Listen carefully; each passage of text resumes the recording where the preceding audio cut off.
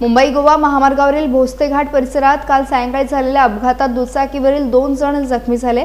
रस्त्यावर अचानक माकड आल्याने दुचाकी चालकाचे नियंत्रण सुटून हा अपघात घडल्याची माहिती समोर आली आहे। मिळालेल्या माहितीनुसार सायंकाळी सुमारे 6 वाजण्याच्या दरम्यान लोटे MIDC येथून महाडच्या दिशेने जाणारी दुचाकी भोसते घाट परिसरातून जात असताना समोर अचानक माकड आल्याने अपघात झाला। या दुर्घटनेत इरफान अब्दुल लतीफ खान वय वर्ष 42 आणि धर्मेंद्र सरसिंग वय वर्ष 54 दोघेही राहणार नागरवाडी महाड हे जखमी झाले। घटनेची माहिती मिळताच भरणे नाका पुलाखाली सेवेत असलेली जगद्गुरू रामानंदाचार्य श्री नरेंद्राचार्यजी संस्थान नाणेधाम यांची 24 तास विनामूल्य अपघात मदत रुग्णवाहिका तात्काळ घटनास्थळी दाखल झाली। रुग्णवाहिका चालक सूरज हंबीर यांनी तत्परता दाखवत जखमींना तातडीने धन्वंतरी हॉस्पिटल भरणे येथे उपचारासाठी दाखल केले।